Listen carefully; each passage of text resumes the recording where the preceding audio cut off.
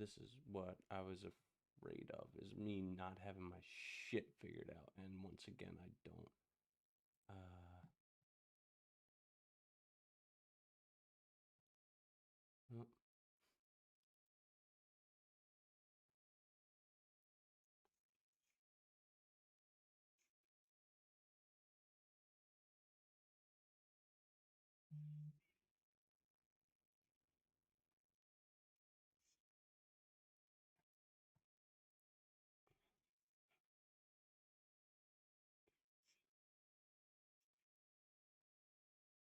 wait a minute. I need to do this. Shit. All right. Good evening and welcome to the Good Faith Podcast, where we maneuver around toxic debauchery, everybody. Welcome to all the fellow troglodytes, all you Neanderthals, you hairy knuckle dragon apes, everybody in the red pill manosphere, and to all the good faithful family. Welcome to the Good Faith Podcast. If it's a pre-apocalyptic dystopia that you seek, then look no further, because here it is. I'm your host, Ninja Bullock. I understand you could have been a million other places, and the time is the most precious commodity that any of us have. So from the bottom of our heart, we'd like to share our gratitude with all of you. Viewer and listener discretion is advised. Due to the sensitive nature of some of our topics, we hope you will shield youngins from some of the vulgarity that may be spewed here. It must be noted that the views expressed by the panel are not necessarily the views of the Good Faith Podcast. We are no fiduciary and we assume no culpability of investment performance as a result of following our financial advice. Our simple aim is to entertain and inform. Anybody living in the greater Philadelphia area interested in making a campaign contribution to our show can, find the Patreon link in the description, or you can, so find the Patreon link in the description. In all seriousness, times are tough. Any proceeds we receive will be going towards avoiding eviction, keeping the lights on, medicating Clark with all of his health concerns, and feeding our gracious guests. So if you feel you've been given value by us, it takes a little extra effort to like and subscribe. The Good Faith Podcast is now not only on YouTube and Twitch, but Apple Podcasts, Spotify, Patreon, Amazon Music, Samsung Podcasts, Listen Notes, iHeartRadio, Pandora, and RSS.com. We'll keep pushing out these episodes so long as our following stays growing. And the path to notoriety will be for our listeners to spread the good word of the pod. If you have somebody in mind who would agree with our content, may be informed, or if you want to ridicule us, send a link to your friends and family. All publicity is good publicity. Our objective is to have a balance between the red and the blue. So if you have somebody in mind who enjoys listening to podcasts, please spread our channel. Now, the fragrance of the night is Vintage Heroes Noir. It's like a kind of inspired by Versace Eros. It's kind of like a knockoff Versace Eros. It's a mystifying blend of black cardamom, smoky vanilla, a hint of musk. Go for this fragrance whenever you're going on an elegant date, getting ready for that big meeting, or honestly, any other time that you're looking to spice things up. The candle of the week is white tea and sage, and it smells pretty good. I like oh yeah, that smells banging. It's got like a tangy vanilla sweet scent. Really good, really aromatic, really spicy. Um, the slacks of the week, Jeffrey Bean hat of the week is my new Philadelphia Eagles hat that I got at Lincoln Financial Field yesterday. I was working the Halloween event, and we're going to be talking a lot today about the Philadelphia Eagles. We're going to be talking about the Philadelphia Eagles. We're going to be talking about the entire NFL. Going to be talking about the standings. Going to be talking with all that stuff with my my special guest tonight. He's a Philadelphia Eagles fan, and so if any of you guys are Philadelphia Eagles fans, please chime in. I'm gonna get my speech chat working as soon as I have a break, as soon as I'm done talking. But yeah, so if you guys are football fans, you want to chime in, talk about it, please feel free to. Shoes of the week, Alfani. Movie of the week is another Philadelphia Eagles inspired movie, and it's honestly probably one of my top 5, top 10 movies of all time. Is Silver Linings Playbook. It's like if you haven't seen it, it's incredible. And I've been watching a bunch of Bradley Cooper lately, so he's my actor of the week. Is Bradley Cooper. Um, he's a diehard Birds fan, and I honestly, Silver Linings Playbook is just such a classic movie. You got to watch it. It's amazing, and yeah. But guys, my motto is look good, smell good, play good, and you don't have to spend $1 million to look like $1 million. Now, without further ado, let me bring on my special guest, Alex. How you doing? Yeah, not bad for a Sunday. Not bad. We got a So, Birds win, so that feels good. So I'll take that. yeah, and it was a win against that old traitorous piece of shit Carson Wentz. Yeah, the Ginger got it today. I picked him to throw two INTs, and he did. So it's good to see. Yeah. Um. Yeah. The team looked good, and that's like a relief because we haven't looked good for the past definitely for the past 2 weeks. Honestly, we haven't looked great all season. We're still seemingly coming off like a Super Bowl hangover. It seems. Yeah, I got some confidence in them. Like they always start off slow, and as long as they finish strong, not like that devastating year a couple of years ago. I could see them finishing strong. Howie needs to make some trades to shore up the defense, and after that, I think we'll just get in sync. And we got to get healthy too. I think we were lucky last year. We didn't have as many injuries as we did last year, right? So Yeah. Yeah. Just in case in case anybody's got some money riding on. Oh shit! Wow. So right now the Cardinals are leading the Packers by a field goal. It was tied. That's late in the game. That's 6.5 minutes left in the game. The Cowboys are laying it on the Commanders, 41-22. The Giants are beating the Broncos by a field goal. So our division is having some success today right off the bat. Um, yeah, like I've been saying, the Cowboys are nothing to play around with, and you know who I've been saying are nobody to play around with? The Colts. The Colts are leading the Chargers 38-24. Um, and those are just the mid games. Early on, the Chiefs. It's looking like the Chiefs are getting back their mojo. They won 31-0. The Bears beat the Saints. The Panthers beat the Jets. Browns. It seems like everybody's beating the Dolphins this year, especially the Browns, who have not been able to do anything this year. Even they fucking laid it on the Dolphins. Patriots are looking great, and yeah, and the Rams beat the Jaguars over in London. They destroyed them 35-7. Um, so before we get into it, Alex, I want you to can you introduce yourself? What's up, Peanut? Uh, Alex, can you introduce yourself by your name, your age, your occupation, and your highest level of education completed? Alex Rock, 46 years old, Toronto, Canada. Um, Only high school, but I was always on the entrepreneurial side. During the day, I'm a bank director. At night, I'm a nightclub DJ, and that about sums it up. What's up, Caden? Okay, so you're a banker by day and a DJ by night. Do you have you ever found it kind of difficult to balance that those two separate lives? Yeah, sometimes it can be that way. Like I try not to let those two personas cross over, right? Sometimes a lot of people in the finance sector they find that about you, and then they're like they have less trust per se, right? But then lately I'm laughing because on Instagram I swear every 2 weeks someone sends me some meme about some Goldman Sachs VP that's a DJ. So I guess if he can make it work, I can make it work, right? So Yeah. Um. And wait, are you what the fuck? Why am I hearing myself now? Whatever. Are you born in Canada? yeah, I was born in Toronto, Canada, and I've been here all my life. Lived in LA for about a years ago. Um, and then it's probably funny, I'm an Eagles fan, but I think Yeah. one the first teams I saw was probably Reggie White's at Joyner, Eric Allen, Randall Cunningham. Just like what I saw, and I just became a fan. And then as I got older, I got more obsessed.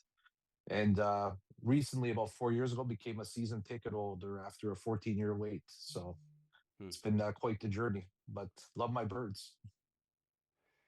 And okay, so you've been an Eagles fan this whole time, and are you a season you're a season ticket holder, aren't you? Yeah.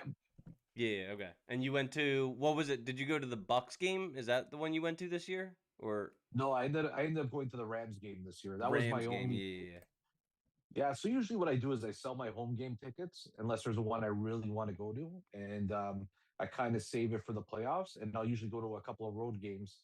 Like any fan, I'm trying to hit every stadium I can. So, but this year for some reason no one bought the Ram tickets, so I ended up going to the game. yeah. Okay. Yeah, well, my guy on the Rams this year is Matt Stafford. I got him as my quarterback. He always gets slept on, and I got him in like the 15th round, and he's throwing up like 30s and 40s every week. And because I got him so late, I was able to make the rest of my team just like strong as shit. And then like quarterback's not even a weakness of mine. Yeah, so like my team's looking. Yo, what's up, Light?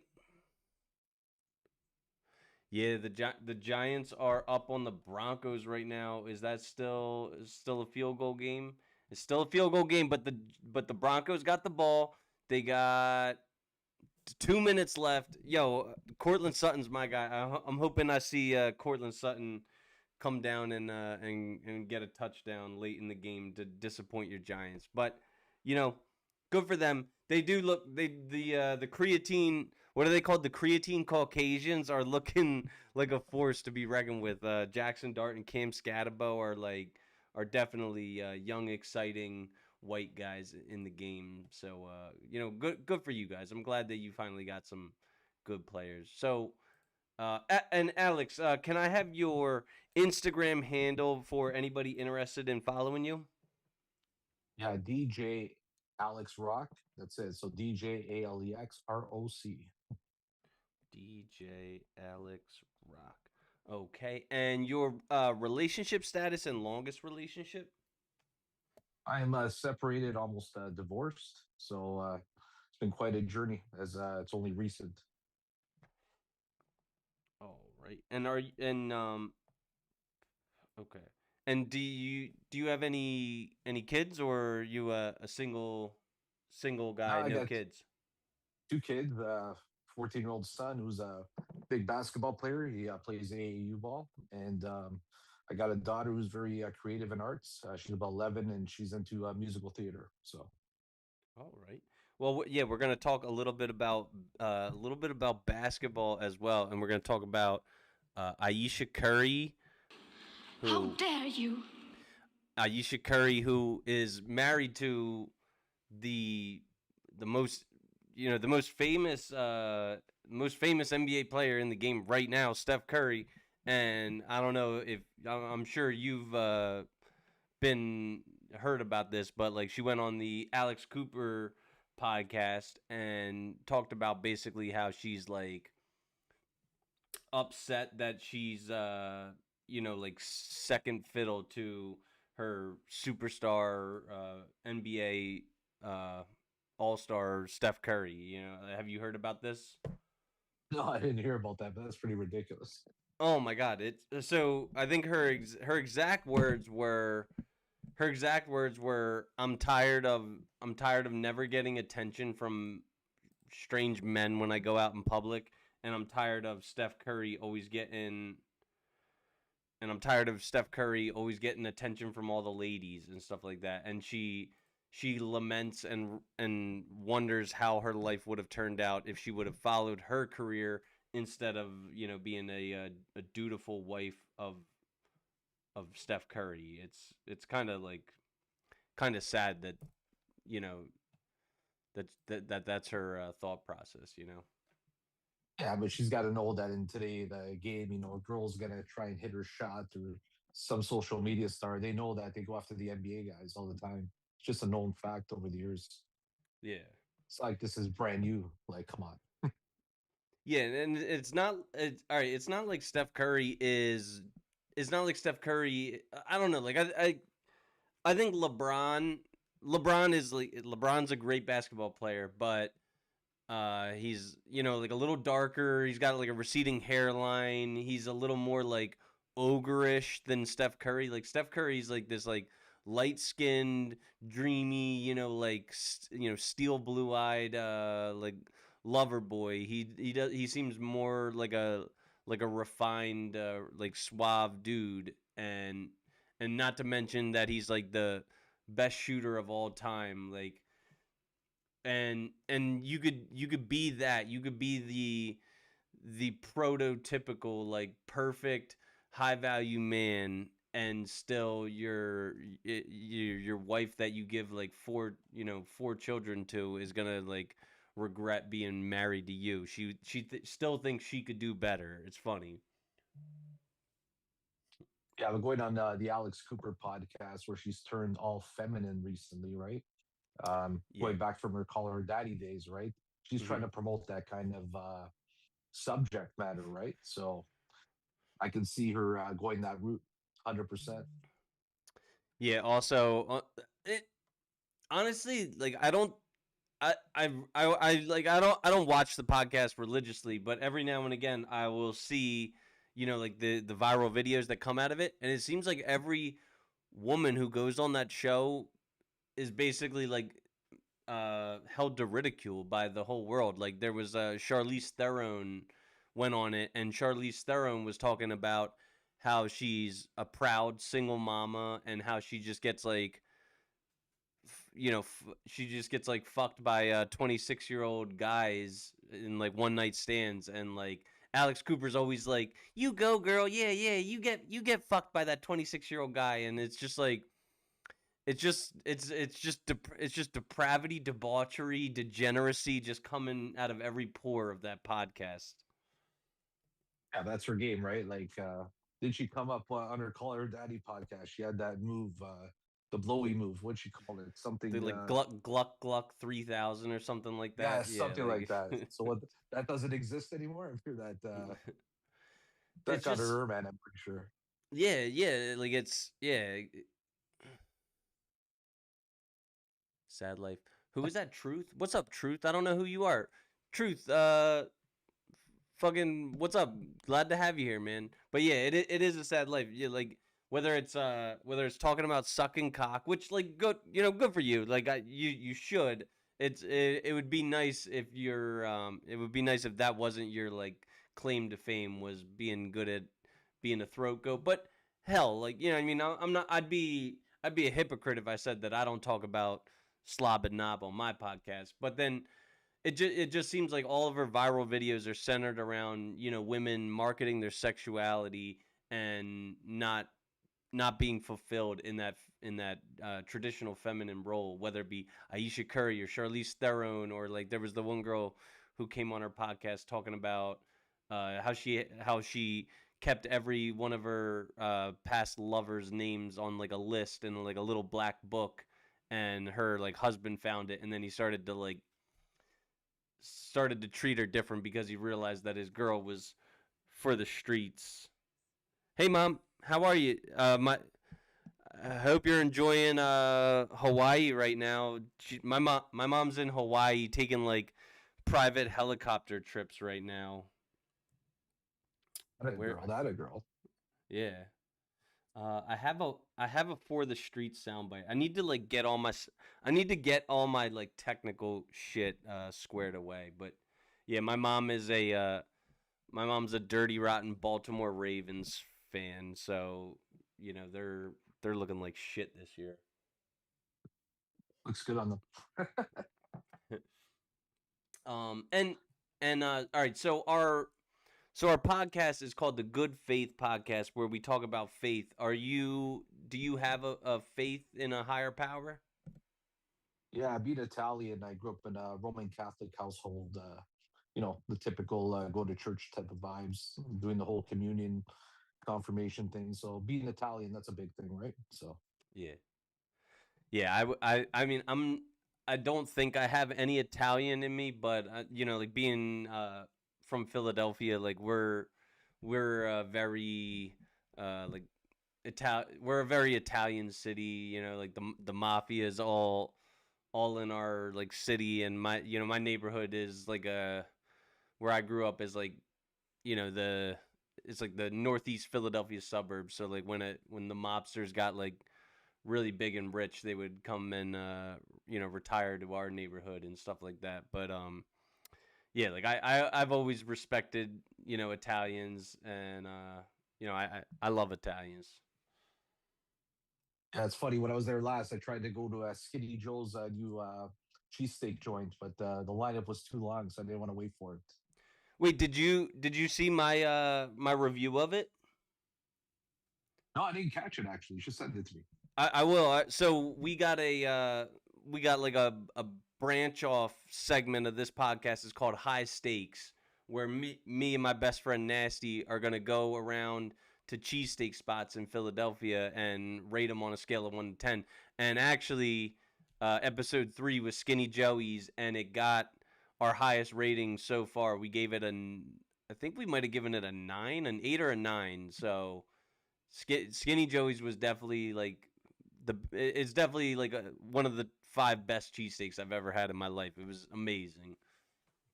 Yeah, the two I go to now are always Angelo's and D'Alessandro's. But when I go to Angelo's now, I have my routine. Where's Angelo's? South Philly, Okay, the Italian market. So that one there, what I that's on like about Ninth them Street. too, yeah. Okay, okay. So what I do is if I'm driving back to Toronto, if I'm not flying, I'll usually go in there, pick up a cheesesteak, a hoagie, and they have a really good margarita pizza that's to die for. So, I but have because it had takes so them. Yeah. long, but because it takes so long for the order, I'll walk 6 blocks down and I'll go grab a cannoli at Rim Cafe Okay. and the corner. It's on the corner close to Gino's and Pat's, right? So Yeah. it's one of my frequent Philly stops. One of the best at cannolis I've had by far. So Okay. I always try stop there for a Cuban coffee as well. Yeah, I've been to Angelo's, but it had to be like 10 years ago, and I got a pizza slice there, but I don't think I've ever had their cheesesteak. I think they're more known for pizza, aren't they? Pizza, but the cheesesteak's good because they use that bread they get from that bakery just south of them that they're known for. So, Okay. All right. and that's where I'll Bradley Cooper actually stole the recipe from and opened up one in New York, copying the whole Angelo's motif. So, really. Hmm. All right. Well, yeah. I'll send you all 3 of our. We so far we've done Steve's Prince of Steaks, we've done Max's Steaks, and we've done Skinny Joey's. And then tomorrow we're gonna keep it more local, a lot less known places, but we're doing Freshworks, which a lot of people don't know about, and Speedy's Pizza, which a lot of people don't know about, but they're in like my neighborhood, so gonna try and give them a little bit of a little credit, a little bit of like a buzz and stuff like that. So, so I was talking earlier about Silver Linings Playbook. Have you ever seen it? oh yeah, I saw when I it came out. Yeah, and so speaking of Bradley Cooper, um, and I think, and honestly, I think it's a phenomenal movie. But one thing one of my favorite pastimes is to watch like romance movies and just like pick them apart and ridicule them. Is there any romance movies that you like dislike? Ooh, that's a good one. Let's see. Got to really think. It's been a long time since I watched a rom com.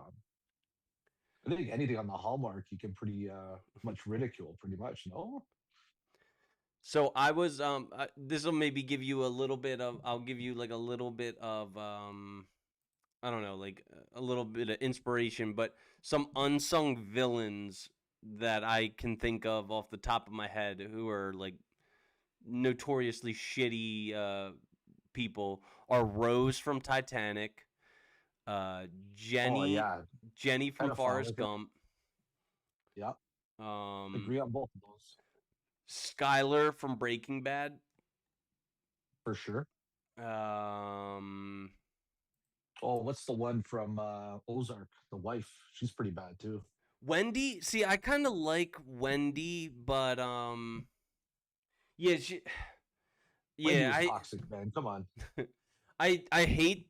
I mean, it's a phenomenal show. I hate I hate the season with Ben where she has to like deal with Ben because Ben, like honestly, like I kind of see where she's coming from. Like Ben is very fucking problematic. He's very mentally unstable, and they're like mixed in with some bad people. So like, you know, what other choice did she really have to do other than what she did with Ben? You know.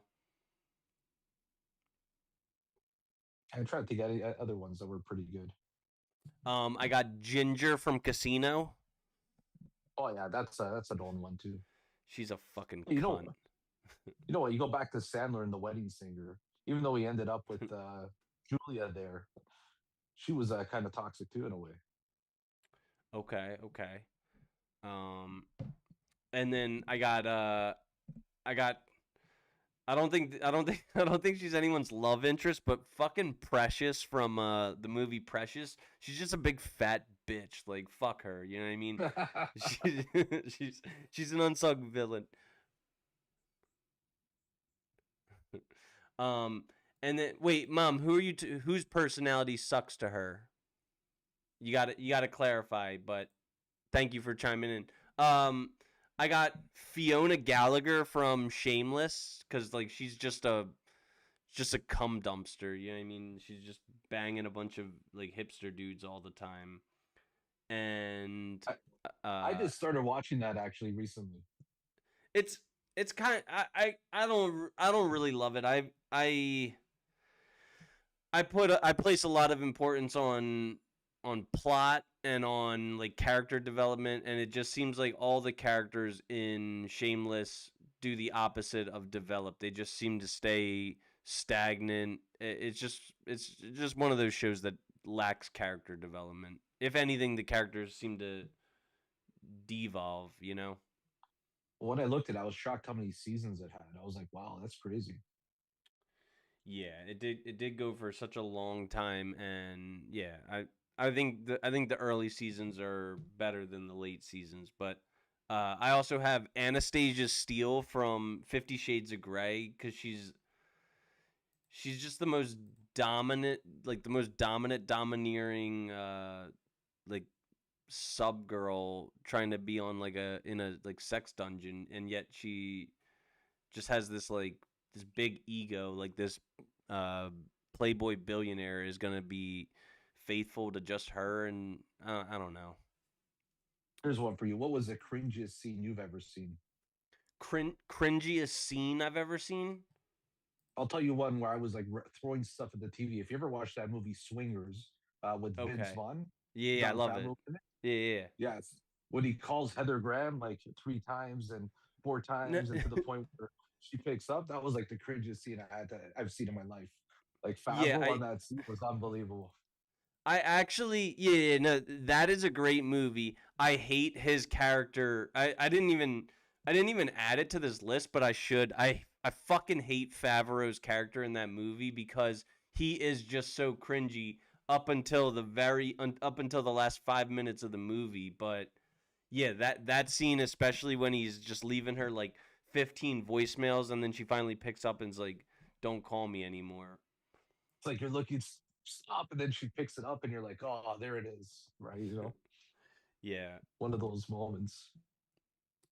Trying to think if there's any other cringy characters in movies. It doesn't necessarily even have to be a female role. Are there any like fucking cringy simps that you could think of like that? Ooh, I got to think of that one. Seen too many movies over the years. I know there's something recently that bothered me like that. I'm just trying to think what it was. Um, Maybe you know what? Maybe Eric from Entourage can be cringy sometimes. You know, yeah, he can be. He definitely can be. like I'm a Um, turtle guy more than an Eric guy. You know, but yeah, Eric sometimes a little bit much. I even like I like all the characters except for him.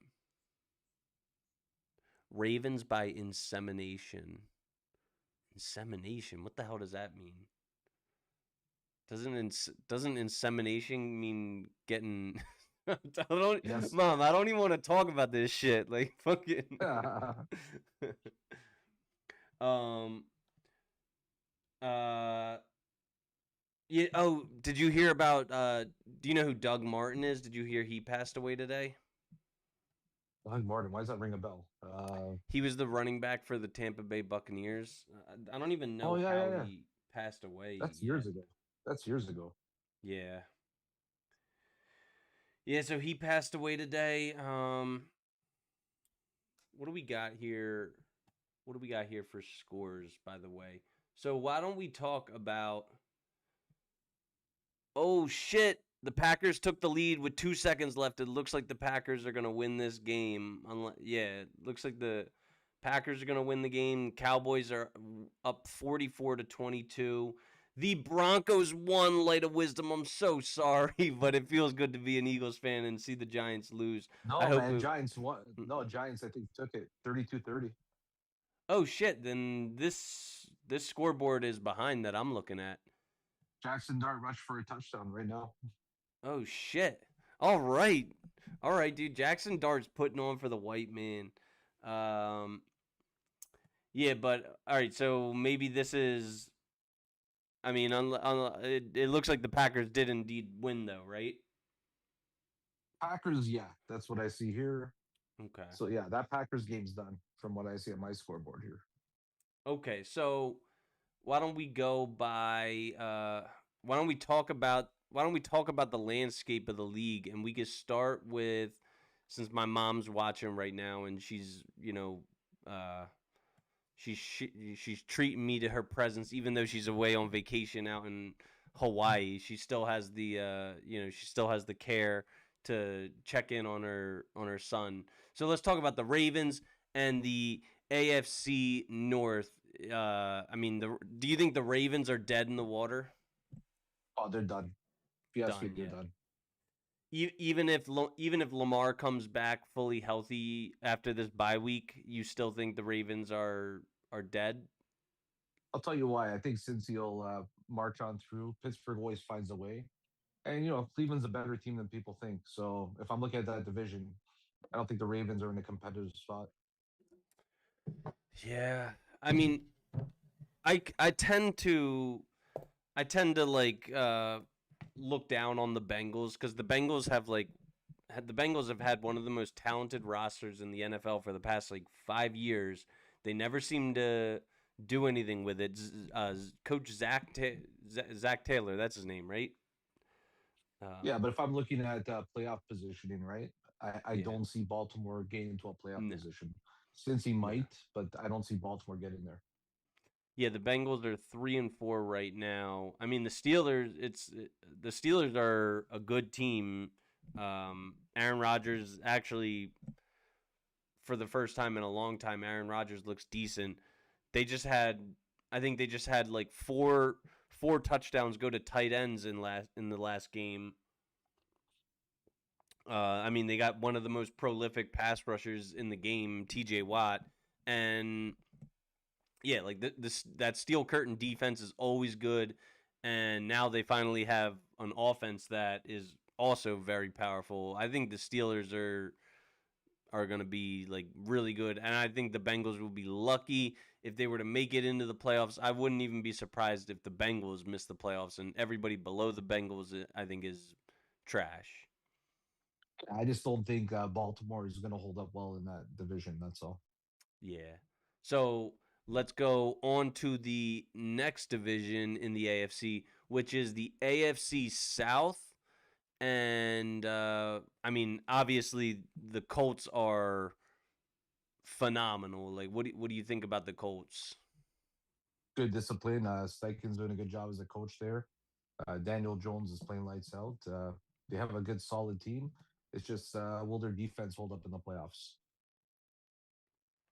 Yeah, I mean, see, I think Jonathan Taylor might be the best running back in the NFL. Like if you just give him 30 touches a game, he's going to turn it into like 150 yards and maybe as much as like 3 scores. And then Tyler Warren is looking like an amazing young tight end. The receivers are a little weak, and yeah, Daniel Jones, I'm sure has I don't yeah he's got 0 playoff experience. That team will probably fold at some point in the playoffs, but the AFC looks kind of weak, so it wouldn't exactly surprise me if the Colts were able to go maybe to like an AFC championship before losing to like maybe the Bills or the Chiefs. But yeah. Don't sleep on the Patriots, man. Don't sleep on the Patriots. I Yeah, hate to I say it. yeah, the all right, so we can well before we move divisions, do you think the Jaguars are like fraudulent as fuck? Lawrence looks more calm this year. Seems to be running the offense well. So hard to say, but they seem to fall near the end. But new coach this year, right? So let's see what comes. Like when it comes to football, coaching is everything, right? So if the coach is good enough and the coaching team's good enough, I think a lot of teams can outperform, right? So I'm just curious to see how that'll play out. Holy shit. My fantasy team is going the fuck off, dude. I'm the greatest. Um yeah, I just my thing with the Jags is Trevor Lawrence. I don't like him. I think he's like I think he's like a little feminine, long, fair-haired fuck. I think Travis Etienne is a tiny little is a tiny little like little kid. I don't think he's not built to be like a workhorse. I think Travis Hunter's a cuck. I don't. I think they should have held on to Evan Ingram. They have no tight end who's worth a damn, and then like Brian Thomas Jr. is like a phenomenal young receiver, but they they can't get him the ball like consistently because Trevor Lawrence is trash. And then that defense, I think the defense is like spotty at best. It's got some really good interior linebackers, but right now Devin Lloyd's hurt, so it's not even that good. Yeah, they'll probably miss a wild card spot. Yeah. And then you got the Texans who uh the Texans are 2-3 right now. Do you think the Texans are playoff caliber? Because I kind of think the Texans are a better team than the Jaguars. I They don't know. can be, but I think Stroud, they're figuring him out. They're confusing him before the snap. A lot of the defenses, like people aren't knowing how to play him, so they're Hmm. only going to go as far as what he can do, right? So Yeah. And then obviously the Titans are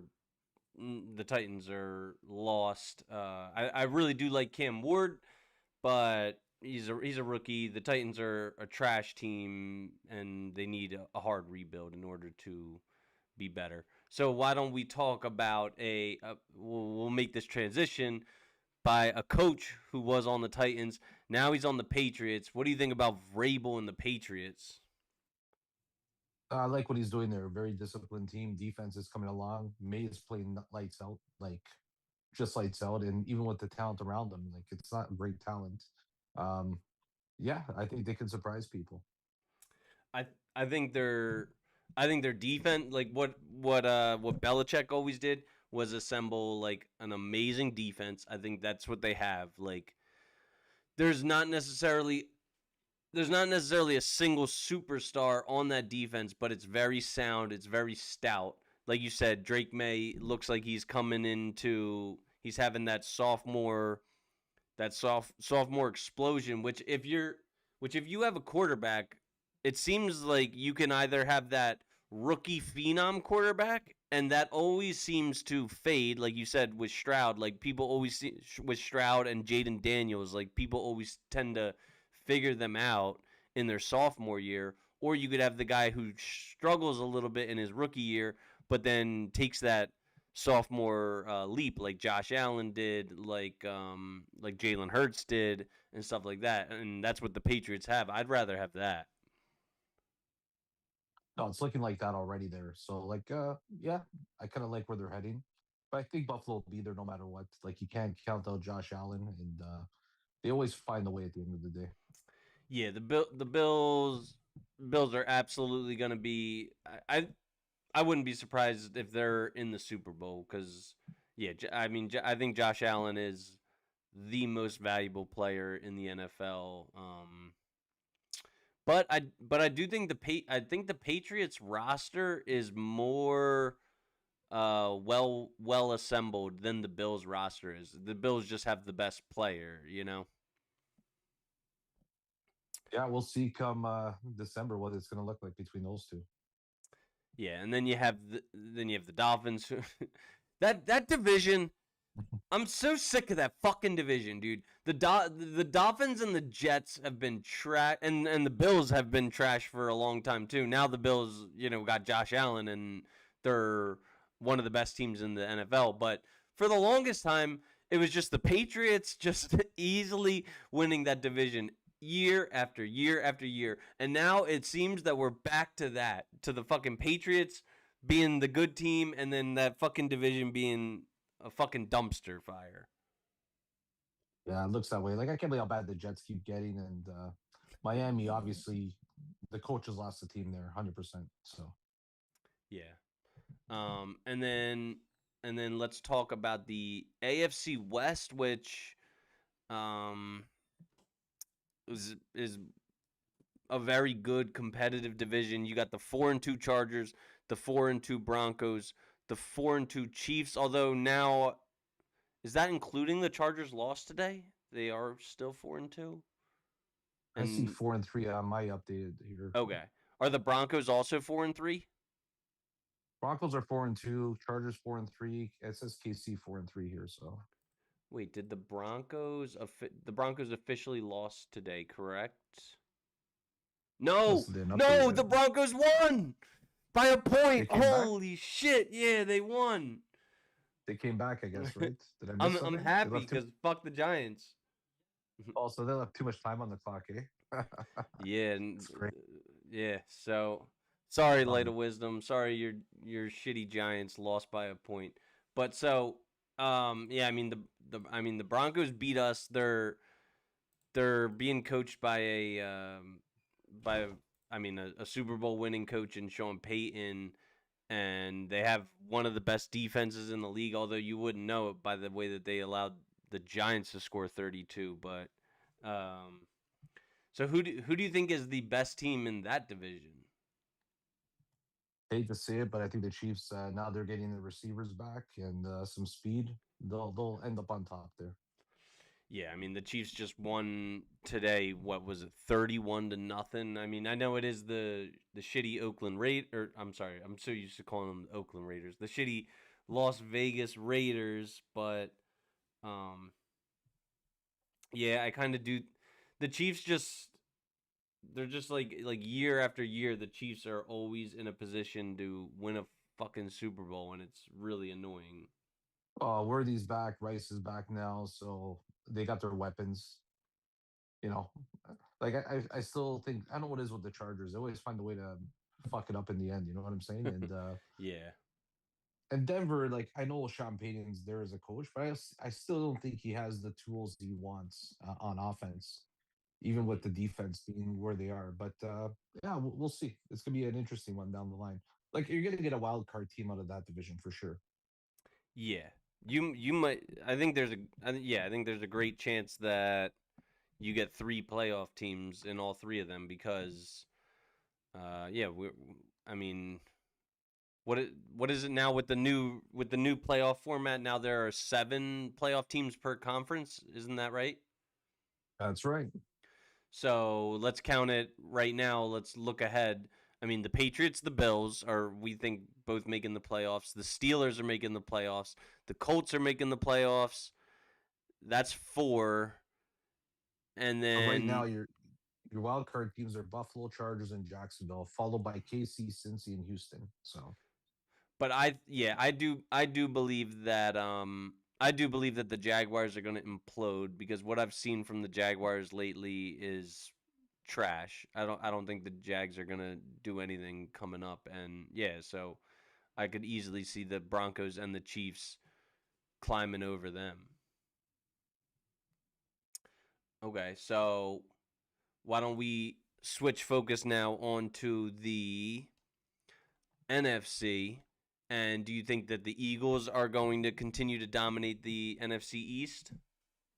I think they're going to get better if they beat the Giants next week. They get that bye week to retool. Um, I expect Howie to make a couple of moves just to shore up the depth, and as we get players back, I think we'll be fine. But then again, I think a lot of the teams in our division are improving, except Washington. So it'll be interesting to see what happens with Dallas and the Giants, right? But I think we're a good team. We're well coached overall. I know a lot of people are not big Sirianni fans, but you know, people play hard for the guy, so you can't discount that. I kind of think that Sirianni might be sneakily like the best coach that we've ever had. Like I think his winning percentage is already the best of any coach that we've ever had in Philly. Yeah, like I know we have offensive coordinator issues, like everyone's on Patullo, but it's gonna take some time anyways. Like guy's only on what? How many games has he called? It's gonna take some time, but you just gotta have faith in the team. I think they'll be fine in the end. Yeah. So the Commanders fall to 3-4. The Cowboys are 3-3-1, which would put them at second place in the division. I actually think I think the Cowboys are our biggest threat. Actually, the Commanders just look totally lost by mostly injuries. I mean, this week they were without Eckler. They traded away Brian Robinson. They were without Debo. They've been without Terry McLaurin. I don't know if Luke McCaffrey's looked pretty good this season. I don't know if he even recorded a reception, and Jaden Daniels got injured midway through the game. So Nah, there's he's not gonna sustain it. McCaffrey's not gonna sustain it there. yeah, and yes, McCaffrey was held without a catch. So I like McCaffrey. He puts on for the white man. I like all this. I like this influx of young white talents like Cam Scatabo, Luke McCaffrey. I mean, Josh Allen is like a Josh Allen's running the ball more than I think he's got more touch. He's Josh Allen, I believe, has more touchdowns than Todd Gurley or something crazy like that in Yeah, yeah. yeah, which is absolutely crazy because Todd Gurley was like a dominant runner, and Josh Allen is even more effective as a runner than he was. So that's really saying something. As far as the NFC North goes, NFC North, holy shit, the Bears are 4-2. That's surprising. Listen, they're playing well. I just don't know how long it'll last. It's hard for me to really back them. Like, I'll be honest with you. You know, like Detroit. I don't care. Campbell, well coached team. Green Bay to the same token as well.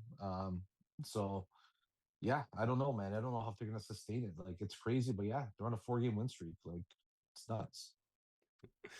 Oh shit! Thank God Thank the Lord. Thank you, Jesus. I was going up against Giants defense. They got a -2, but I'm still probably gonna fucking lose. But yeah. So do you see the Packers winning that division, or do you see the Lions? They're definitely gonna be both in the playoffs. I think the Packers have the easier schedule of the two, so I Hmm. see them coming on top. Detroit will come in as a wild card if I have to take a guess. Hmm. That's I yeah. I mean, the Lions are. I think on paper the Lions might have the best. I think the Lions might have the best roster in football. So many weapons there. So many weapons. Yeah. Is is Aiden Hutchinson back from that like gruesome injury? I didn't check today if he was. I think he I yeah, was. I haven't heard his name. It seems like that injury really fucked his hopefully not his entire career, but he I yeah, I never hear about him anymore, and I'm assuming it's because he's nowhere near as disruptive as a pass rusher. But So I was at a bar last night. I was talking to a couple of people from the Detroit area. mhm. They were telling me how crazy it is in that stadium now, how loud it is, and that used to be one of the cheaper tickets in football. Yep. But what a changeover, man! Like Detroit's turned around, even as a city. Like they've cleaned up a lot of the crime there. Mhm. But the poor guy, like he's there with his wife. She's a Chiefs fan, so it's kind of like taunting her a little bit. But yeah, it was cool to hear like Detroit, the resurgence over there, all because of this team, right? So Yeah, I know a guy also who went to Detroit to watch the Bucks play them, and I think he said like the cheapest ticket in that stadium now is around $200 or something like that. And yeah, it's it's always cool to see because you hear about some of the joke ticket prices in in professional sports. Like I think right now in Cleveland, I think tickets are still going for like $20 in Cleveland or something like that. And Detroit was like just like that not too long ago. Now they're a real team. yeah, no, they're looking good there. Actually, one of the most disappointing stadiums I ever went to was Arrowhead in Really? KC. Yeah, they rave about that one, but I was disappointed. Like concession area was like kind of like dumpy looking. Parking lot was like a mess. It was raining Huh. that day, so people are like going in the mud under a fence just trying to get there. It's one of the hardest stadiums to get to because you can only get there by rideshare. So, yeah, What? not the best experience. Yeah, Did you have any good barbecue food there? yeah, that's all that city had for you. It was a disappointing city. I'm not gonna lie. From Really? t- Huh. from talent and everything, all they had was barbecue. I'll just leave it at that. Huh. Even the Um bar scene was a little bit disappointing. so what cities have in America have you been to, and what cities in Canada have you been to, and what like professional sports stadiums have you added So to your life's journey? let's see. I've been to Boston, New England for a Patriots game. I've been to New York many times, Philly, obviously, Tampa, Atlanta, um, Detroit, KC, Vegas. Obviously, I go to Vegas quite often. Lived in LA for a while. Been to Nashville. Love Nashville. What a great place. Chicago. I've been to Green Bay as well. What a great stadium that one was. Buffalo, Really? obviously, really close. I Um, heard in Green Bay all like instead of like in Philly where we have just a bunch of enormous parking lots. I heard in Green Bay everybody just parks in people's driveways. Is that true? his house is right across from the stadium. It's actually crazy. So It sounds kind of cool. Yeah. yeah, that was one of the cooler experiences. Like for an old stadium, like what a great vibe they had there. So hmm and so any places in Canada that you've been? I've been to Vancouver before. It's a pretty cool city on the other side there. hmm Toronto, obviously, one of my favorite cities is probably Montreal. Montreal is like one of the best cities, I think, from nightlife, food.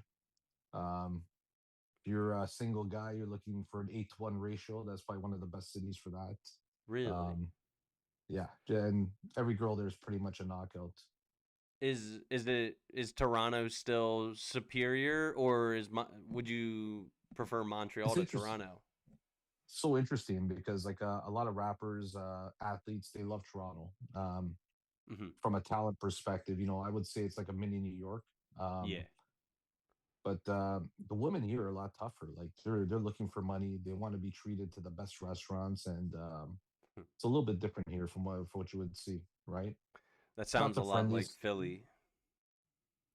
Yeah, Philly, I find people are a lot friendlier than Toronto. I would say Really? Toronto's probably one of the coldest cities, and I'm not talking temperature from there. Like your game's got to Huh. be next level. Huh. Interesting.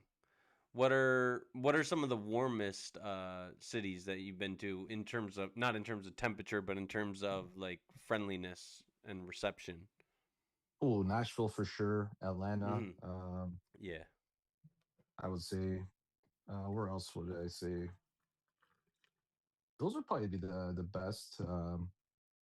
Like Detroit was so when I was there. I would say Chicago had that uppity feel. You know what? Massachusetts, man, a lot of the women there are pretty friendly. Okay. Um, I've had success in New York, even though it's a tougher city. Like, but a lot of friendly people there. So. Hmm.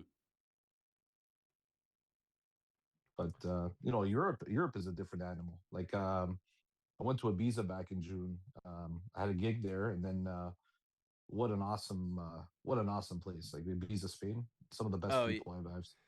well, Ibiza. So you like I'm sure you're aware of like what passport bros are, right? Yeah, Well, Ibiza, I consider the passport hoe capital of the world. Ibiza and Santorini. You go all over Greece. Those girls just want to just want to get smutted out. They're for the streets. From the streets. yeah. I'm I had some not a interesting bitch from interactions the there, streets. so it's pretty interesting. But yeah, what a place that was.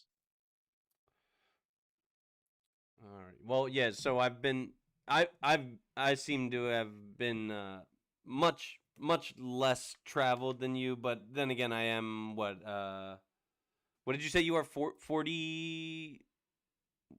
How old are you? 46 these days. 46 now. 46. Believe it All or right. not. So you got 12 years on me, so hopefully I'm as well traveled as you in the next 12 years, but yeah, I've been to San Diego, and the people in San Diego are awesome. I love San Diego. Great Um, city. I've been to, and I visited Petco Park. I've never seen a game in Petco Park, but I've been inside of Petco Park. It's a nice stadium, but I've been to I think it's called Coors Field in Denver. I saw a Rockies game in Denver, and that was Oh, pretty that's great. cool. Yeah. Where else have I been? I've been to that's me. Is that it? That might be it. Uh, yeah, Chris, I've we gotta get been. you on the road more, man. You gotta Yeah, get on the road a little bit more. I've been down south. I've been to Atlanta. I've been to Fort Lauderdale. I've been to Orlando. I've been to Fort Myers. I've been to Yeah, I've Raleigh been and there for Myers, Orlando. Asheville. I've been to Charlotte. I've been to Dallas. I've been to Austin. Um, but yeah, I've never Yeah, gone to Texas. any sporting events in any of those places. Texas is definitely on my list of places to go check out. So Yeah, it's a nice place. So, I used to uh, I used to date I used to date a girl from Atlanta. That was interesting. I went down there for Thanksgiving, and every stereotype that I thought would have been not real came true that whole week. Everything I saw. So very interesting. hmm.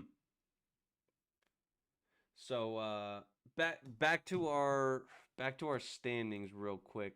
What else do we got? We got all right. So let's talk about the NFC South.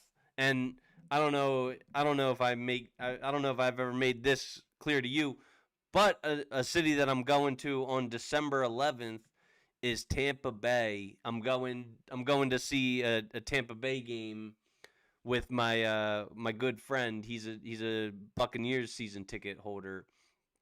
And I love the Buccaneers. Mike Evans is literally my favorite player in the league, and they're getting him back supposedly.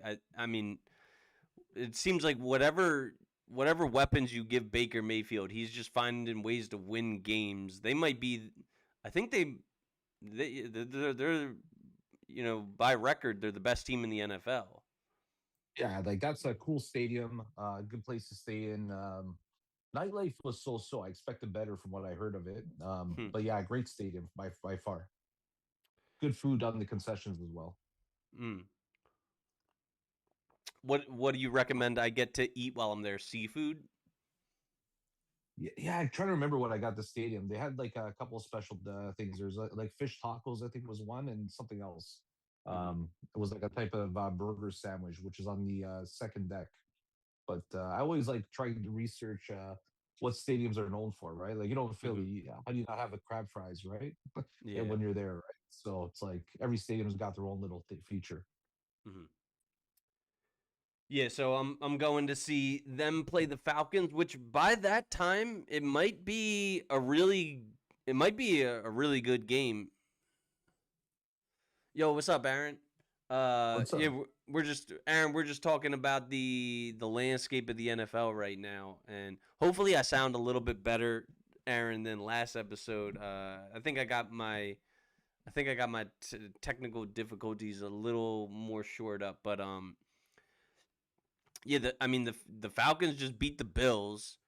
They're I think, and we were talking about how it's better to have that quarterback start to like flash his potential in his sophomore year rather than his rookie year. I think Michael Penix. All right, good to know, Aaron.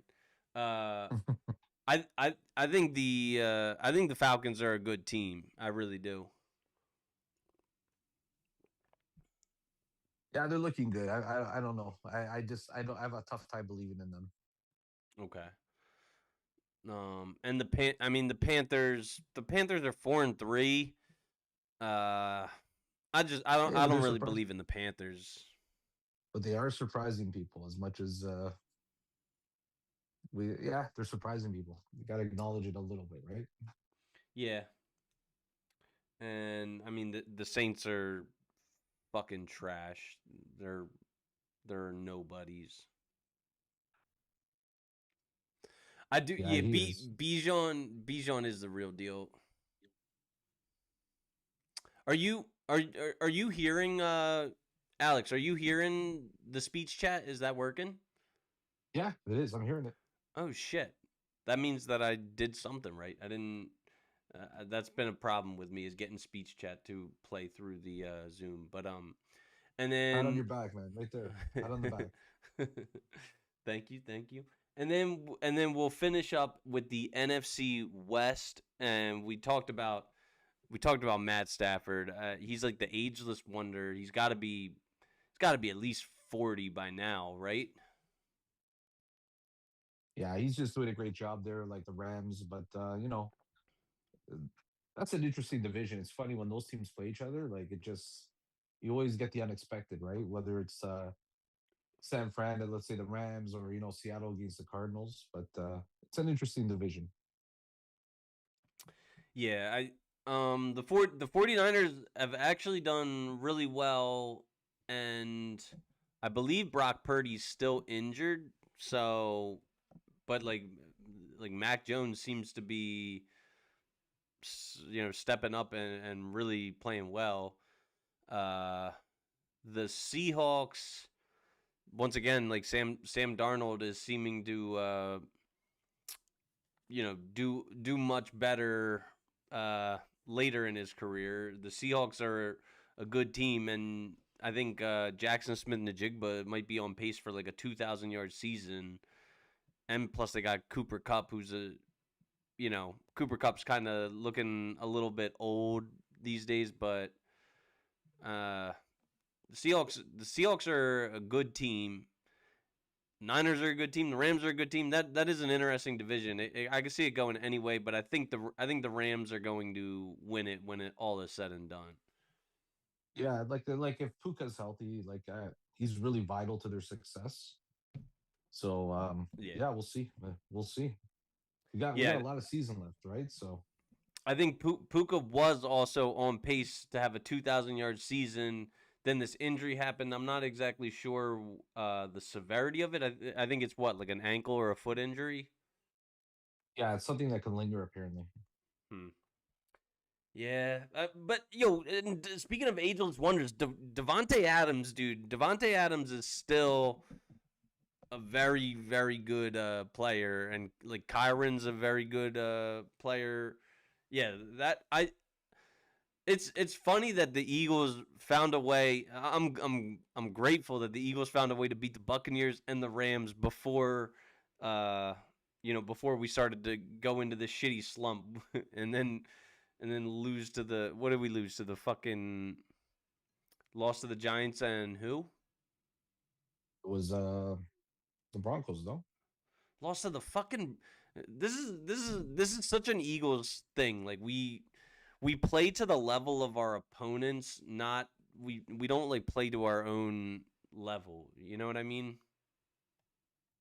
Oh, we rode our defense a lot last year, and I think with those injuries, it's been tough for them, right? So, yeah, it was the Broncos. We lost 21-17, so our offense kind of sputtered there. Yeah, and then we sputtered against the Giants too. But look, we beat all the Yeah. tough teams: Tampa, the Rams, Exactly. KC, and Yeah. Dallas. So, we got the Giants next week, and then after the bye, we got Green Bay, and then we're gonna get tested with the Lions on prime time. And I think the Lions will probably beat us that one. I think they're gonna have some revenge on their mind there. Mhm. So, and we So, got the and then we got who? The Packers. then we got the Packers after the bye, Lions after that. Then we're in Dallas. Then we come back to Chicago. We should be Chicago at home. Then we go to see the Chargers. That could be an interesting game on a Monday night. Then Raiders come to us. I think we'll take that one. We go to Washington. Could be one of those ugly games that just turns against us. And then we go to Buffalo in the snow on the week 17. So that'll be interesting. Yo, last time that we played Buffalo in inclement weather, I was there. It was in Philly, and it was like pouring rain. And I think it was maybe if you take out the two Super Bowls, I honestly I think it was Jalen Hurts' best game of his professional career. I was at that game. It was pouring rain, and Jalen Hurts played phenomenally. I think we won in overtime, if I'm not mistaken, against the Bills, and that was when the Bills had Stephon Diggs and Gabriel Davis, and James Cook and Dawson Knox and Matt Milano, and maybe not Matt Milano. He's always hurt, but yeah, but like I'm not too afraid of the Bills. I think when we're both playing our best game, I think we're a better team than the Bills. It's just like I said, we're always playing to the level of our opponent, not to the level of our potential. But We got to get about 3-4 losses on the season. So I think we got about 2 more losses in us, but hopefully they're respectable ones, not like what we just went through. So, yeah. So speaking of upstate New York, I'm gonna really quick and my girl Christina, she's saying she loves the backdrop. Christina, if you're paying attention, this is the real backdrop. This is what my studio looks like. It's about to change on November 1st. I'm moving a little closer to the city of Philadelphia. I'm gonna be living a block away from the city limits. But yeah, this is my studio. Let me do an advertisement and let me talk about a guy from upstate New York, Joey Ventura. So let's talk about him. He's a top dog in the wealth advisory space. Joey Ventura at Eden Advisory Services. He's been in the investment business for over 40 years. That's 4 decades of helping everyday people, whether it be teachers, entrepreneurs, retirees, build their path to financial independence. Whether you've got 5,000 or 5 million, Joe and his team treat every client like a millionaire. Eden Advisory Services is a registered investment advisor headquartered in New York, but they work with clients across the country. They clear all investment transactions through Charles Schwab, a name millions can trust. From basic budgeting and credit repair to comprehensive wealth management and estate planning, even financial, legal, and insurance strategies, Eden Advisory Services is your one-stop financial partner. Joe Ventura is more than an advisor. He's your financial guy. Hundreds of people have come to know and trust Joe Ventura's advice with millions of dollars under management. So if you're ready to take that next step, whether it's fixing your credit, planning for retirement, or if you want to leave something behind for your loved ones, start with good faith and let Eden Advisory Services guide the way. Visit EdenASC.com to schedule your free consultation. Eden Advisory Services, LLC is a registered investment advisor in the state of New York. Registration does not imply a certain level of skill or training. Advisory services are only offered to clients or prospective clients where Eden Advisory Services, LLC and its representatives are properly licensed or exempt from licensure. All investing involves risk, including the potential loss of principal. Past performance is no guarantee of future results. This advertisement is for informational purposes only and does not constitute a recommendation to offer or buy or sell any securities. Would you like to continue on your financial path in good faith? Then contact Joe Ventura at Eden Advisory Services, investing in people, not just portfolios. I'm trying to, like, you know how they do the disclaimer with like a super fast voice. I'm trying to do that, but I don't have the I think you nailed it, pronunciation man. No, to you nailed it. You got to mumble some of it, but yeah, you nailed it. yeah. So, so let's talk about your life and stuff like that. Are you and you said you're finalizing a divorce. Do you see ever getting remarried in your future? I don't think it's something I want to go through again. Just I really don't see the point. Like to be honest with you, someone once told me point of getting married is if you have kids and just create a stable environment. But beyond that, Mhm. I don't know. I don't see the value to be honest with you. Okay. Do you think that do you think that like the Western do you think that the Western environment has become untenable for marriage in general? I just think it's not what it used to be. Like when you're looking at if you're going back, let's say the 50s and 60s, where the family unit was prioritized, it made more sense, right? Where in today's day and age, that isn't prioritized. Everyone's looking at different types of family values and structures, right? Mhm. You know, like my spirit animal is interesting. There's a friend of the family. This guy here, he was a widow, moved to Spain, and he ended up on some Italian dating show in Italy, and he's just living life like a bachelor, just Mhm.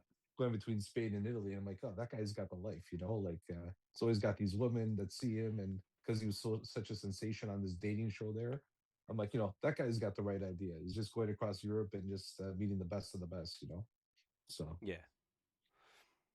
Um yeah, see, I think unfortunately I agree with you. I think that the point of marriage is to have children, is to propagate the human species, which now the West is the West is dangerously close to an extinction level event. We're in the middle of like a sex recession.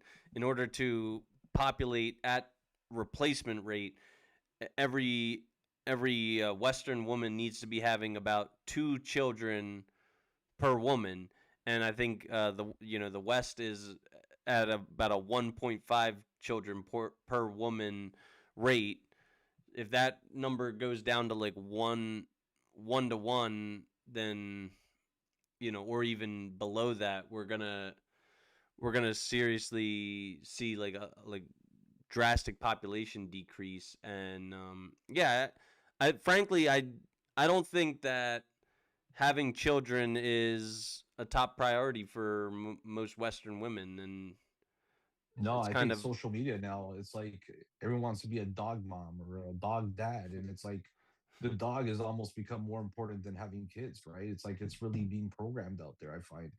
Like I went on a date No. like a few months ago Buy a and dog date's and going die good, alone. everything's cool. And then this girl's like, "Do you love dogs?" I'm like, "Yeah, dogs are cool." She goes, "But do you own a dog?" I said, "No, I don't own a dog." Well, she says, "I have to be with someone who loves a dog." And I said, "Well, I didn't say I didn't love dogs. I just don't have one." She goes, "Well, then you don't love them.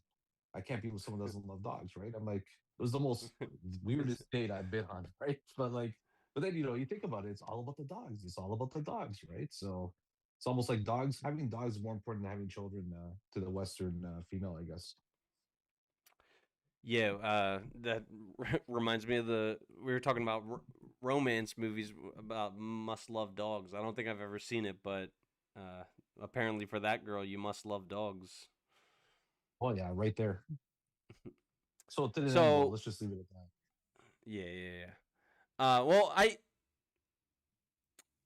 I get like I'm a cat owner, and I could understand. I don't say I'm not gonna say you must love cats to date me, but you must love my cat. You know what I mean? If you're gonna act like he's a nuisance, even though sometimes he definitely is, then like you could kick rocks, bitch. Like my cat will always come first. I'm like one of those single moms on the dating profile. Like my kids come first. Like I get it. My cat must come first. Yeah, I get it, man. Yeah, I don't do pets because I have a busy lifestyle and I like to travel a lot, right? So then you got to find someone to watch the pet. So it's not something I want to go through. Yeah. And so you got this busy life. You're traveling, trying to be a DJ, trying to master nightlife. What insights have you gained from your many moons of being a DJ? What wisdom can you bestow us? Oh, like it's different, right? Like I was a lot bigger in my younger years, but then when I got married, I kind of gave it up a bit. But I started playing nightclubs at 15 years old. Back then, it was the turntable era. I ended up Hmm. playing live on the radio from the club at the age of 17. So technically, I was pretty sound coming from the turntable era and stuff like that. Um, Known for house music, hip hop, all that stuff too. And back then, it was a little bit different, right? Because a lot of people when they think about playing music at a club or a venue, it's about the music you play, but no one ever remembers. Like the owners don't even know what songs you play. They look at the bottom line revenue. Did my place make some money? Or did it not make money? So it's like really got nothing to do with that. Like back then, I remember a guy taught me like empty the dance floor when you can, so people go to the bar and bring others on, and you almost get like a little rotation going on. But then as the nightlife scene evolved and flyer boys turned into bottle service people, trying to promote bottle service and people pre-buy bottles and you know people making less money in that sort of regard, right? But they're pre going there. Things changed a little bit. And of course, with social media, being technically sound and even from the side of electronic music, right? Getting things down from MP3s and computer and stuff like that, right?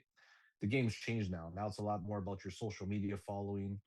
You don't necessarily know how to blend music. Some people just play off Spotify playlists and whatnot. There's some people that don't even play at all. They're just a lot of us go pay all this big money to go to a festival, and you got a producer there playing a pre-recorded mix, and nobody knows it. Like I think there was who was Elon Musk's um, mom of his kids, Grimes, where she screwed up at Coachella. I think it was like last year. Someone pre-put the set together for her, and then I think what happened is one of the beats doubled in tempo, and she couldn't figure out because she didn't have the fundamentals of mixing. Hmm. Um, and an embarrassment for her. But she starts blaming the software, blaming the person who set the setup for her, right? But I find now like what you're noticing a lot, especially it started in Miami, like DJs are in higher end restaurants now. People want a good vibe when they're having drinks. Like the nightclub isn't necessarily as dominant as it used to be, unless you're in like Vegas or somewhere. But a lot of people want to see cool music at a hotel, rooftop, restaurants and whatnot. And they just want something good they can vibe to. And Europe is still different too. Like seemed like what was going on in Ibiza, like it was pretty awesome. Like a lot of the beach parties and some of the pool parties, like people like that kind of music. So I don't know, it's pretty interesting, right? I've always found the US though, the electronic music scene got very commercialized. It wasn't always there. Like you always used to have your underground house places like Chicago. Yeah, I sound Yeah, Canadian. I know I do.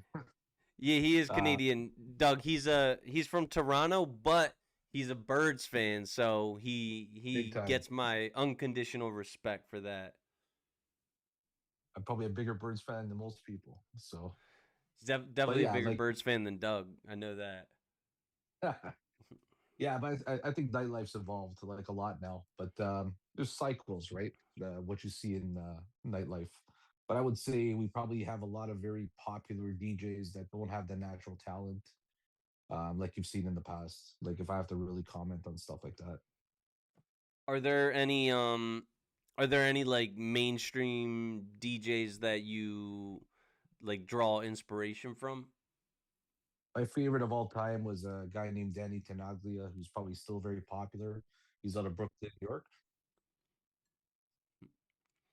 I've never heard of him. I'm talking is there any like Marshmello or Calvin Harris or Dead Mouse or like anyone like that that you really like that I would know? Yeah, so Danny Tenaglia is known worldwide, right? Okay, But he's okay. a pure house DJ. But like Dead Mouse, Di- How do he wait? can actually play. How do you spell Danny? I'll look him up. Tenaglia, yeah, Danny. Uh huh. Last name is Teanaglia. All right, I'll You look look him at a up. guy like Roger Sanchez, David Morales, like Marshmallow, okay, sure. John Hmm. Summit's impressed me. Steve Aoki saw him out in Portugal one time, and I was surprised he was playing live and it wasn't pre-recorded. So big respect to him. Dead Mouse, he can play. just on vinyl and decks naturally. Big respect to him. So I saw the only DJ I've ever seen was Calvin Harris, and I wish I saw him like, I don't know, 15 years ago on the Parkway, right at Made in America Festival, and I I wish I knew I wish I knew then what I know now, because like I would have enjoyed it so much more if I knew who Calvin Harris was like back then. Yeah, I saw him and Passion Pit, and those are like two artists that I like really love these days. And back then, I had no fucking clue who they were. I didn't recognize any of the songs. I love those guys that can make you dance, or females that can make you dance with stuff you've never heard before, but you just get that vibe going. Like that's really what it's all about. It's not always about playing the banger or the hits. It's just creating a vibe and a story through music, right? So Yeah. those are the people I usually respect behind the decks. Do you and you don't you just like mix music for live entertainment? You don't Do you have any producing work under your belt? I'm working on it now, hoping to release a couple of tracks later this year. So it's something I've gotten into this Shit. past year. Okay. Well, if you're ever interested in producing like a theme song for the Good Faith podcast, I'd be happy to use you as a theme song. Well, listen, once I get my new space set up, like you're going through, and I get my studio set up, yeah, I'll put something together for you. All right, sounds good. Uh, so all right, real quick, I'm going to do one other advertisement. Let me put it up here. All right, guys. It's time we talk about a pressing issue. And we know that as men, it's our duty to perform, whether it's on the DJ turntables, whether it's on the stage as an MC, the gridiron, the trading desk, the hardwood court. You just make sure that if you're doing your business on the hardwood court and you're like Steph Curry and you're shooting the lights out of the building, make sure that you're also handling your business in the bedroom. How are you going to do that? With a limp strand of rope? Yo, shut the fuck up. Sorry. I'm in the middle of an advertisement, you piece of shit. Uh, do you want her to settle down with you after she's had her fun in the big leagues? No, you don't. So why are you going to battle in the bedroom with groggy privates? The only blue pill we endorse at the Good Faith Podcast is It's Mr. Nasty Time Blue Pills. And yes, we're talking about those blue pills that make you run, Forrest, run. Get the enthusiasm that Jenny has for the gang of Black Panthers and Wall Street stockbrokers, not the tepid tolerance she has for Forrest. Forget about overpriced hymns, Romans, and Blue Chews. It's Mr. Nasty Time has the real deal at an amazing price that won't let you down and can't be beat. And I know what you're probably thinking. What if she cancels on me and I'm all bricked up all night long? I've tried these. They're a lot more mellow than you'd expect. You can pop one right before you go out. It's not going to give away your position. Or due to the quick acting effect of them, right before magic time, just pop one or two in and be fully equipped to perform. Just like all the expensive name brands, Mr. Nasty delivers his products in discreet packaging but for a fraction of the outrageous cost that they do. Around here at the GFP, we're about leveling up, and why not level up your sex life and check out It's Mr. Nasty Time to get your mojo back. Scan the QR code on the screen or hit the link in the description and guarantee yourself unrivaled pleasure. When her dual mating strategy has her playing picky choosy between the bad boy and the nice guy, you know exactly who you want to be. Call It's Mr. Nasty Time. All right. So if you Alex, if you let's say all of your dreams came true, all your ambitions came true, and you could start like a charity foundation of your choice, what would be your like your mission? What would be your charity? Probably something to do with mental health or something helping kids realize their dreams. I think it would be somewhere along those two paths. Okay. All right. And if you could have a if you could have any superpower, what superpower would you choose? Tough one. Speed. Okay. So I like to do things fast. I just like to be able to get anywhere quick. Are you a fan of any comic book shit? Ooh, growing up, yeah, I used to be a big Punisher guy, Daredevil, Wolverine. Those are probably my Okay. top three when I was growing up. Spider Man was probably there too. Okay, so you're all about Marvel, it seems. Yeah, like I used to like the Flash on the DC side. Like Hmm. that would probably be my DC pick was Flash and Batman. But once I discovered the Punisher comic or the Daredevil ones, those ones really hooked me. Did you watch the Daredevil and Punisher Netflix show? Yeah, like the Netflix, but I'll tell you, like the new Daredevil on Disney shocked me. Like how it was more graphic than I expected.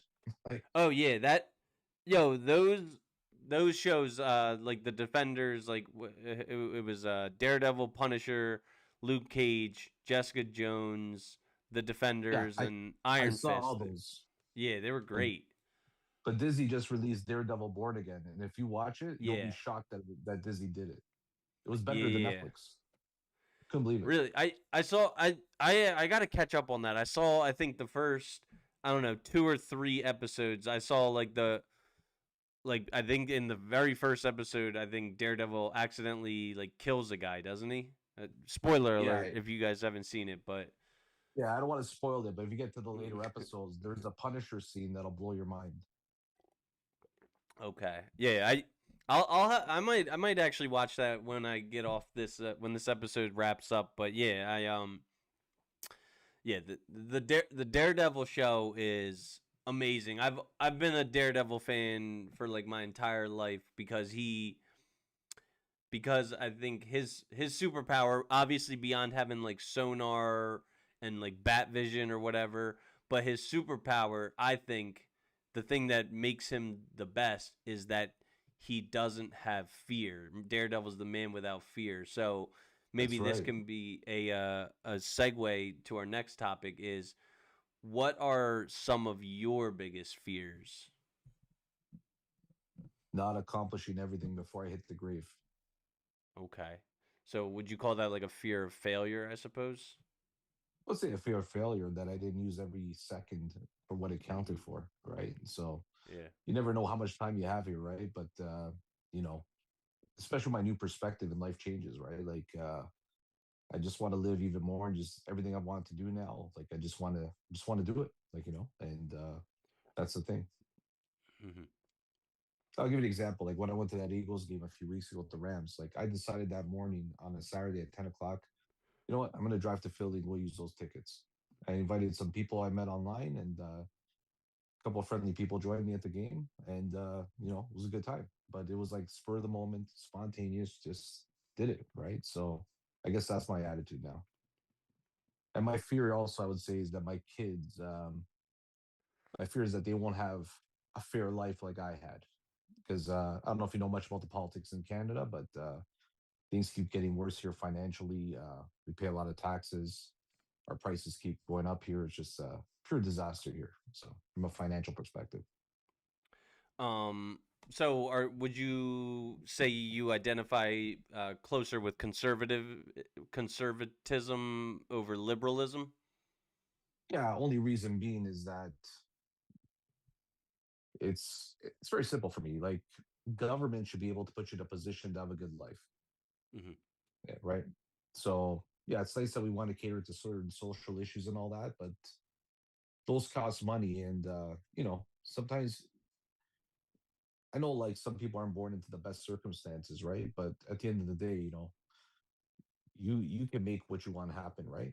Like one thing, like the beauty about the USA that I find is that how transient Americans are. Like you're born in Pennsylvania, you go to school in Florida, you live out the rest of your days in Montana or something like that. You chase where you could get the best life, right? Hmm. Canada, you pretty much got your Toronto and Vancouver and a few things in between, and there's not much opportunity elsewhere, right? You're not going to live like that. Like we have so much land mass, but economic opportunity isn't as fruitful across the country, right? And Yeah. now we have a province, or I guess in your case, a state that wants to separate. being Alberta, which is probably our richest province when it comes to resources like oil and all that. And you know, they're being held back from really producing for their population, right? So I'd say, yeah, I probably lean more conservative only because a lot of those policies allow you to be able to afford to buy a home, buy groceries, have a family, and live a good life. Yeah, and I believe Trudeau stepped down, right? Yeah. Are you? And so I assume you're happy about that, but it No, kind I'm of not does. because No, the new guy, it, Mark Carney, he's a big globalist. He used to be the head of the Bank of Canada and the Bank of England. If you look at the history of England, they say when he was in charge of the Bank of England, he ruined them financially, and it's almost like mm, he's going to finish the job here. So yeah. like you, Uh, like if you look, I think people got to get away from this conservative liberal stuff. I think it's mm, very past. Like I think we have to look at things now, like who's a globalist and who's a nationalist, right? yeah. Like like I guess in your politics, right? People would never believe that Bernie Sanders and Donald Trump would be similar, but they are nationalists. They believe America first, right? Where a lot of, like, let's say you look at Barack Obama or Kamala Harris, they're global first, right? And that's what's going on in Canada. Trudeau is global first. This new guy, Mark Carney, global first. So really, I think that we got to really look at who puts globalism first versus nationalism first. And I think that's how we have to start understanding our politics. Yeah. See.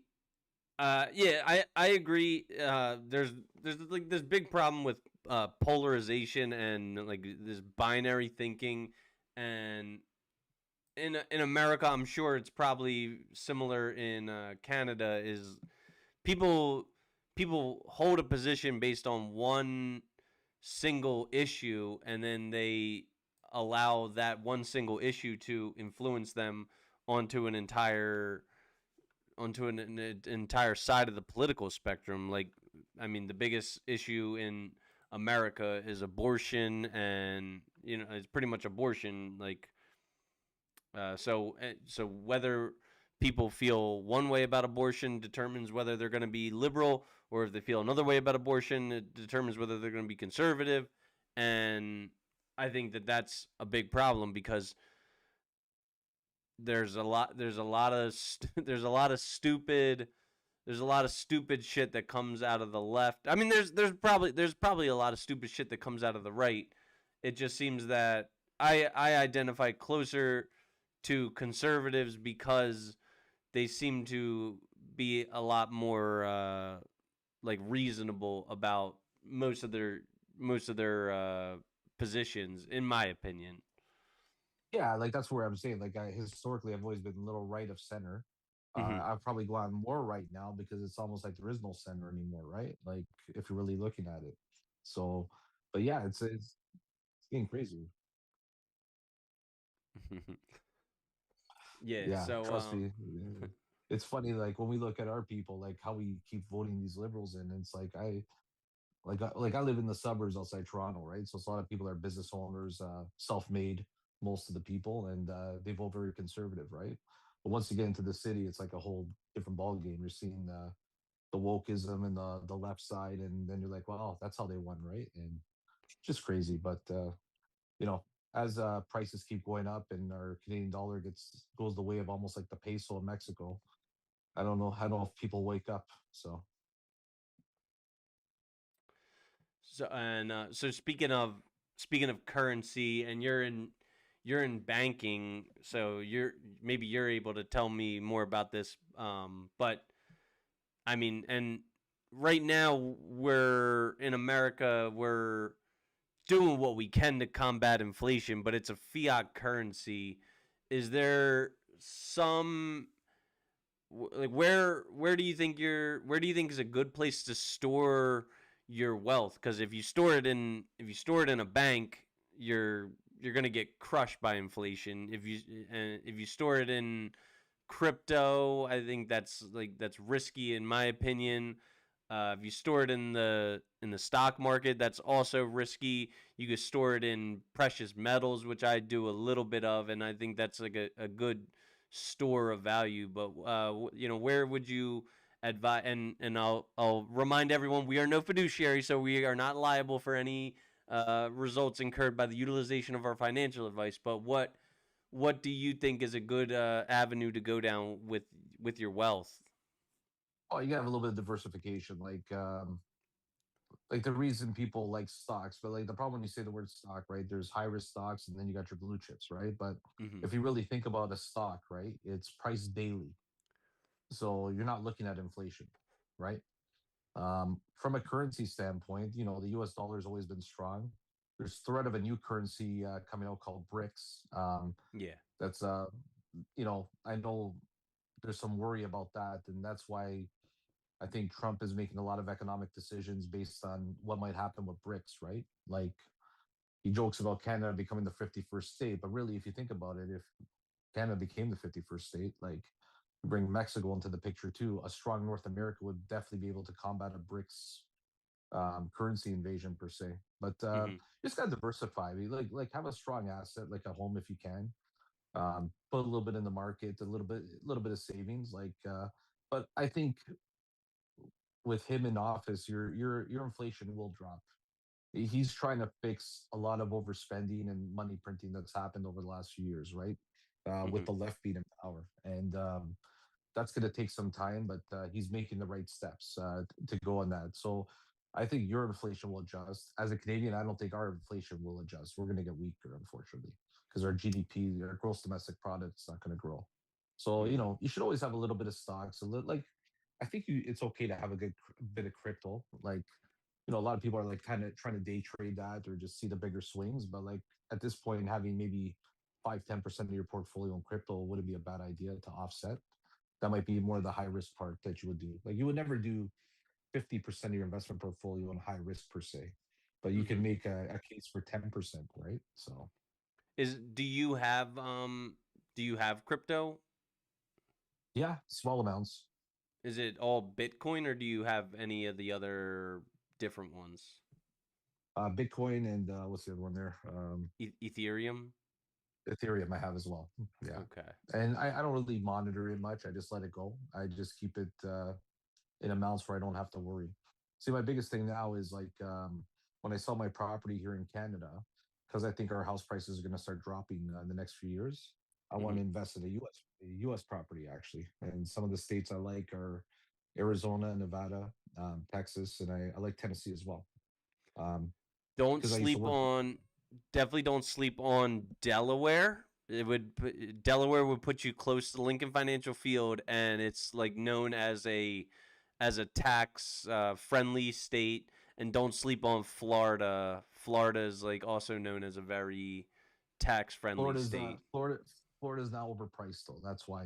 Yeah, So yeah. because I used to work in commercial financing, I'm able to do a lot of analysis. So the best return on investments I've seen are the four states I mentioned.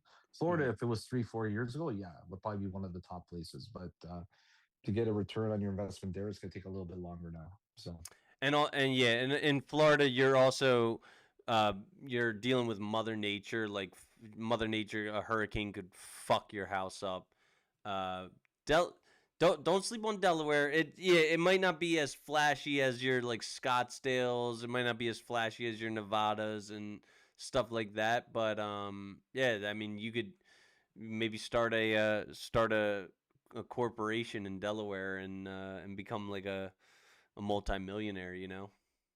well, I'm looking for short-term rental, right? And that's what I'm Hmm. looking for. I don't want to be like a landlord, and then I want to use the property too. So that's why I kind of like it a little further south. But yeah, I'll check out Delaware. I'd be just curious to see an analysis on the areas.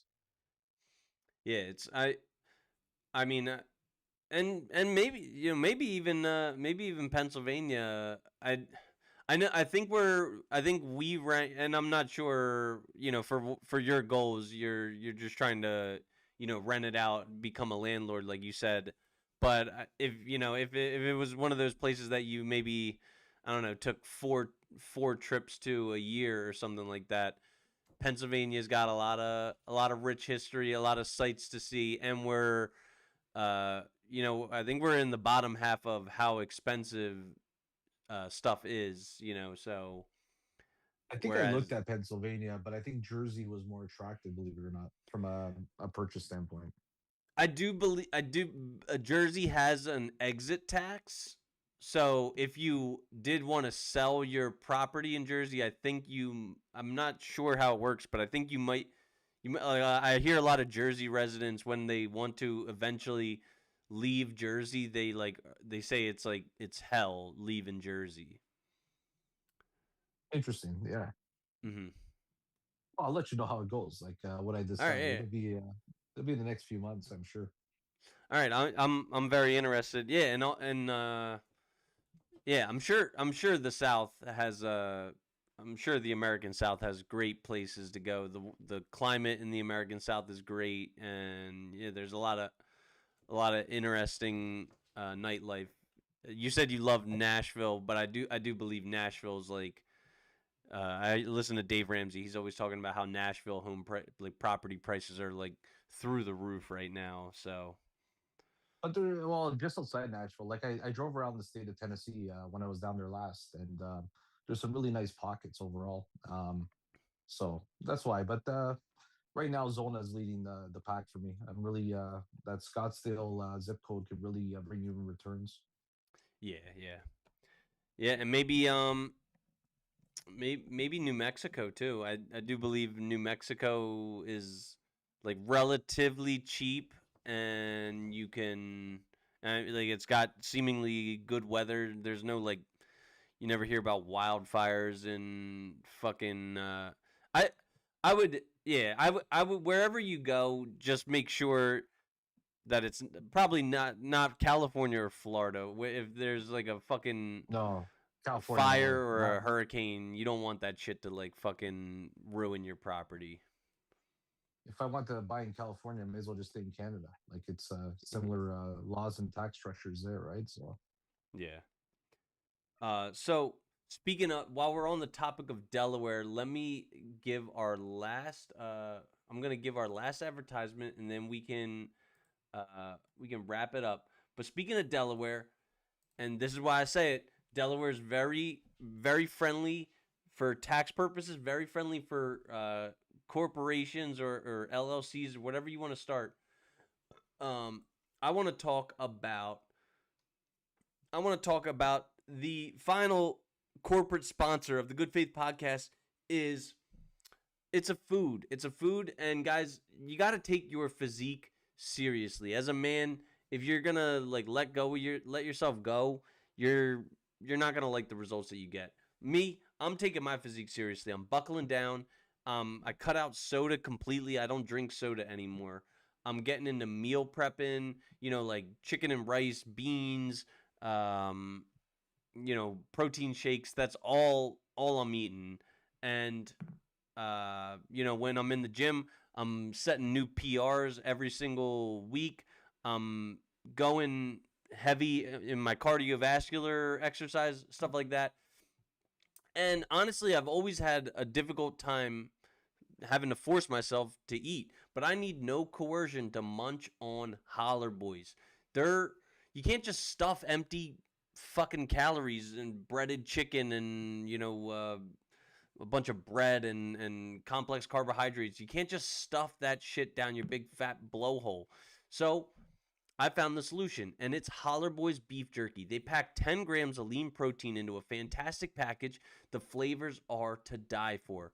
They got peach bourbon, honey habanero, southern barbecue, Chesapeake Fuego, or the tried and true original. My personal favorite is the peach bourbon. What's even better about Holler Boys is they're nice and local in, like I said, tax-friendly Middletown, Delaware. They're founded by a father-son duo. They just started tinkering with their backyard smoker and through trial and failure have come to present some of the boldest and most memorable flavors that I can recall.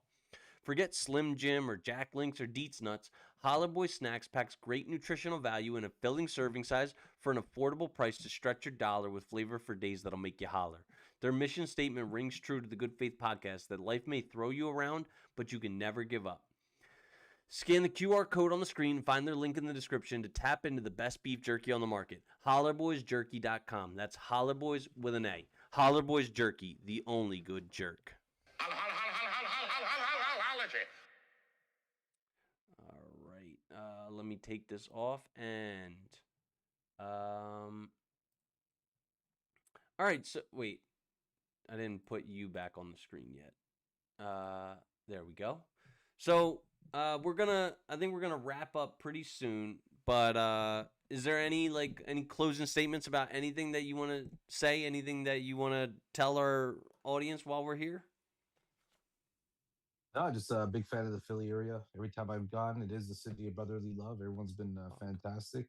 Um, and yeah, just enjoy life, keep living. That's what I keep telling people. Travel more, get out there, see the world. Yeah, I really do need to. I intend to. Like I said, I'm going to Tampa in December. I'd like to, in the new year, go to San Diego and Vegas, and then, maybe more than that, I'd like to go see Mexico, and then maybe work my way down to Colombia, check out Latin America, and see what that's all about. I've never left America. I'm uncultured swine. Yeah, you gotta get out there, right? I'll be in Vegas last week of March, so if you're there, let me know. I actually okay. All right, I'll do my best. I was kind of banking on my tax return. I was banking on getting some money from my tax return and using that to fund a trip to Vegas. So we'll see what my finances are looking like in late March. But I might be taking the next trip after that, the immersion after that, which I would assume is they don't do one every single month, right? They do them every other month. No, it's monthly starting March, so yeah. Oh, okay. Well, then I will probably be missing that. Uh, Maybe I'll go in April, but All yeah, right. I'll definitely stay in touch with you, and I'm gonna send you the Skinny Joey's episode and let you know what you're missing next time you're in Philly. Definitely check out Skinny Joey's. It's great, guys. If you're still watching us, I'm gonna be doing. Me and Nasty are gonna be doing another high stakes episode tomorrow. We're going to, like I said, Fresh Works and Speedy's Pizza. We might knock off Cafe Carmela if there's time for it. And yeah, but All right.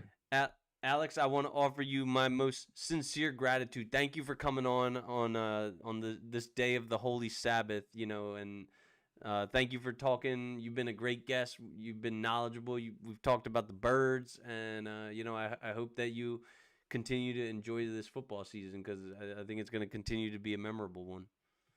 Well, thanks for having me, and I hope to be in Philly every All yeah, I right, look forward to yo, being in Aaron. Philly every weekend in January. So we'll see you then. Wait, what'd you go birds? Wait, what did you say? Hope to be in Philly every weekend in January. So the go All birds. right.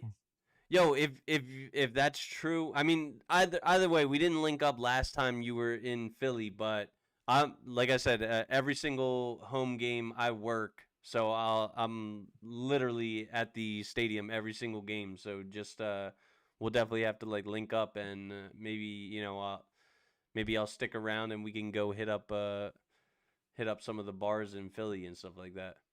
Well, I'll tell you something. Since I've had these tickets, I don't know how superstitious you are. Every game I've been to in those seats, they've won, and I've been to every playoff game since I've had the seats. So let's Okay. keep it going.